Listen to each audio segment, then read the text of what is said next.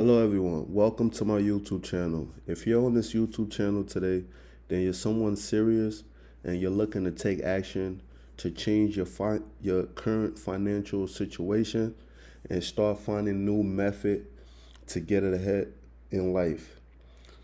So if you're new to this channel, go ahead and subscribe.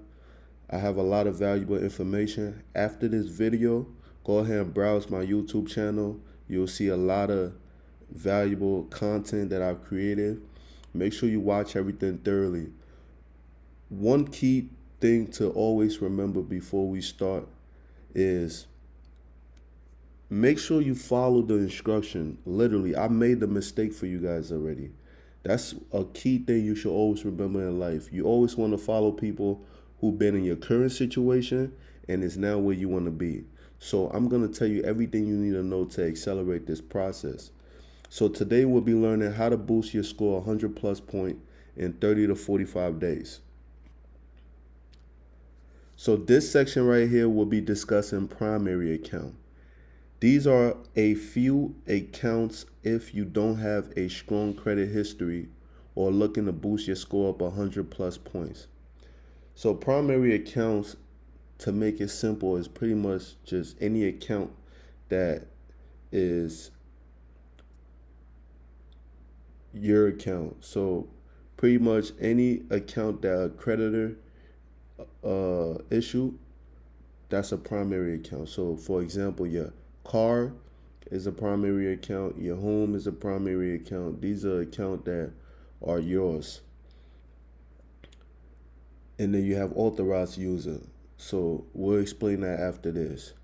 So Apple Credit is a really good one to start with. You can apply on your phone if you have an iPhone. So if you never apply for Apple Credit and you have, let's say, not a long credit history and you just started off building credit, you can start with Apple Credit. Now, let me explain how you want to go about. Let's say, for example, an 18-year-old kid have no credit at all, trying to figure out where can I start as far as building credit. How do I go about building credit? This is what I would recommend. Now, what I would recommend is two strategies. So for the first strategy, what I would do is I would start with vendor's account. So like for example, my jeweler right here, this is a vendor account. So my jeweler actually put a $5,000 trade line on your credit profile, and you have to initially you have to spend at least a minimum $125, and total you have to pay I think about like $250 for them, and it's a credit application, so they'll approve you for. It was showing your credit profile is 5,000, but you only have to spend $250 for them to report that $5,000 trade line. So that's a really good trade line as far as primary to start off with. You want to start with vendor accounts because they'll approve you. And if you go to any credit union and you show that you pay off a $5,000 trade line, that's a really good look. Self is one is it's a really good account to use as far as building credit. It's pretty much similar to a CD account. You put money into it, you pick a term, and at the end of the term, you get that money back. But with this one, it actually reports on your credit profile, so it shows that you're making that payment every month. Renter Karma is a really good one for people who's been renting for a couple years. You always make payment on time. This one actually allows you to report your rent, gives you a backdated trade. So that means they will even backdate on the payments you made before. So again, for people who are just starting off building credit and you paying rent, Renter Commerce is a good one. Or even if you already have credit established but not a really strong credit history, Renter Karma is a good approach as far as getting your score up. Now, secure loans. This one is very important. I'm gonna tell you how to go about it. So, secure loan is where you go and let's say again you have no history. You're looking to build history, to build a relationship with the bank. You're looking to boost up your score. You're looking to start establishing credit so you can get in the door, right? A secure loan is one of the best route. So secure loan is pretty much when you go to your bank or your credit union, and let's say for example you give them 5,000 or 500 or 300, and you say, hey, I want you to take this money and put it on a credit card as a secure loan. So they'll put that 500 you gave them on the credit card, and then you can build up that credit limit, right? So like every 6 to 9 months, you can get a credit increase and keep going up from there. So secure loans apply for revolving credit, line of credit, excuse me, line of credit or personal loan. You only need two pay stubs. Use this method if you have a job and two pay stubs. So again, let's say for example, you're just starting off. You never had a credit card, you never had a line of credit, you don't owe anyone. That is similar to not having bad credit, but it also puts you in an advantage because what you can do now is if you have a job, you can use your pay stub as collateral. So what you want to do is you want to Google a local credit union. Usually credit unions only charge $5 for their membership. I don't know how the one in your community work for the most part. Most of the credit unions in my community only charge $5. You will go to the credit union with two of your most recent pay stub, and you will ask them to apply for a credit card and a line of credit. So even with no credit history at all, you will get approved for a credit card and a line of credit just by using your pay stub as collateral, because credit union, they have a different lending laws. Now, once you start off with the vendor account, that's what I would recommend, to start off with the vendor account, then going to get a credit union account and going about it that way to start building relationship. You will start seeing your credit increase, and then also you will have mixed credit, which I mentioned earlier. You want to have mixed credit. So what that is for example, let's say you go to Macy a lot, right? You want to see if you can get a Macy credit card. If you shop at Radio Shack, if you shop at Victoria's Secret a lot, you want to get different credit cards, not too many. You want to always have a minimum of 4 to 6 revolving credit. So revolving credit is where you can use the money and pay back a little when the payment is due, not the full amount. So let's say you have a $200 credit card, you use $20. No, let's say you use $50, and then your payment will probably be $15. So that's revolving credit. That's one of the fastest way to actually build your credit up, also score wise and things like that. So you want to make sure you have a good mixed credit, and again, you always want to have at least a minimum of 4 to 6 revolving credit reporting at all times. And you always want to aim to have at least a minimum of 10K trade. So that should be your goal. You want to build one of your credit card or one of your installment loans, which will be your line of credit or personal loan, to at least $10,000. Okay, let's continue, guys. So Fingerhut is another vendor account. So I mentioned earlier, you want to start with vendor account if you have no history at all, or if you have little history and you're looking to build your credit profile fast. Fingerhut, this company offer a wide selection of products, home goods, electronic, work tools, and more. You buy the product and pay off little by little, and they report to your credit. So this is a really good vendor account, guys. You don't need long credit history. You don't need credit at all. For most people, they're going to approve you. So that's one you should start off with. New Cost Direct. This is a vendor account that offer up to 5K line of credit. You must have a minimum of $100 in your cart. So this is similar to Myjeweler. They offer up to 5,000 trade, and it reports to your credit profile. So Just with Myjewelersclub and new cost, that's 10,000 reported on your credit profile as a primary, guys. And then imagine you pay rent, you include that.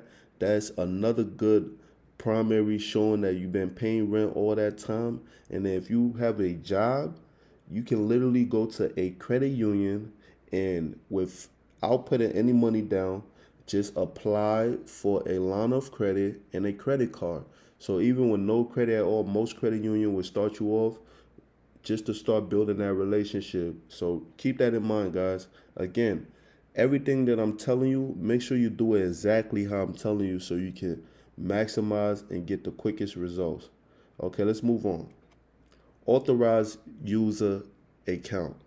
So authorized user is pretty much, I will explain what that is. So let's say, for example, your father have been building a relationship with Wells Fargo for 20 years and he applied for a credit card. Let's say he have a $50,000 credit card that he's been maintaining with Wells Fargo for 15 years. And he's paid on time. He's very responsible. He keeps his utilization under 10%, never carry over a balance. This person is just responsible, right? That person can add you, their child, their cousin, whoever, onto that account as an authorized user. So that person can add you onto that account as an authorized user. Now, what that would, how is that an advantage for you? Pretty much that information is going to transfer over to your credit profile as well. It don't affect the person in any way. The only time it will affect the person is if they add you onto an authorized user account, and most of the time the bank will issue out a card even in your name under that person account. So make sure if you're someone helping a person out doing this, or you asking someone to do this, don't take their card and start maxing out on their account, because that will affect you and affect them. And that's just not good. So if you're someone who's helping someone with this, the best thing to do is if someone asks you to put them on a if a person approach you to put them on your account, make sure you get the card in the mail and cut it up. They don't need a card. All they need is to be added onto the account as an authorized user, and the credit limit. So that 50,000 plus the 15 years history will also transfer over and report to that person credit profile that they've been maintaining that $50,000 credit card for 15 years. So that's what an authorized user is. So let's go into a few ways how you can go about getting onto someone's account as an authorized user. Now, for most people that I talk to, a lot of people face the problem where it's hard to convince people to add them onto their account. People just don't know about this information. They think it might affect them. It really honestly don't. Not unless you get the card and you give it to the person and they start using it. But 100% of the time, you can tell your bank to send a card to you. You just cut it. You don't need to activate it. You don't need to. I mean, you can activate it and cut it. You don't need to do anything else with it. You never need to use it, any of that. The information will transfer over after 35 to 45 days to their credit profile as well. So keep that in mind, guys. So I provided a website. It's called Trayline Supply. I use this website. I refer this website to my clients, to my friends, to my family. Everyone that I know use this website. So pretty much you can go on here and you can search for tray lines. People offer their tray lines for you, where you can be added. Now remember this. I'm about to give you guys the sauce. I'm about to give y'all a game right here. So make sure, again, you're paying close attention and listening to everything that I'm telling you. Follow everything exactly how I'm explaining it to you guys, because I made the mistake for you guys already. So let's say you're starting off and you're someone who, you have, let's say, a car that's reported on your credit profile for 15,000. Let's say you have the Myjewelersclub account reported for 5,000. That's a primary account. Let's say you went and got the secure loan Now you have a line of credit and a credit card report, and let's say they approve you for 1,500, or let's say even 5,000. Depending on how much you make and stuff like that, right? So you have all these trades, but these are new accounts, right? So you have to balance it out, because if you're looking to leverage and you're looking for, let's say, cash, you're looking for funding and things like that. Most bank won't give you a lot of money if you don't have a 7+ year history. So keep that in mind, guys. The bank want to make sure you're someone who's been building credit for at least 7+ years. So there's actually a way to balance that out. So how you do that is you have to look for accounts that's been open for at least 7+ years, possible even 15, 10. Because what that is gonna do is gonna balance out your credit age. So, yep, that's something that's on your credit profile. It shows pretty much an average how long you've been utilizing credit for. So, in order to balance that out, to get it to, like, let's say the 7+ years credit age, you look for a couple trade line accounts that's been open for more than 7+ years. Again, if you can find one that's been open for 10 years, that's gonna give you a good credit age and balance that out. So keep that in mind, guys, because, and also another thing with authorized user accounts, if you're buying it from Trayline Supply, you don't want to get more than 2 to 3 authorized user account.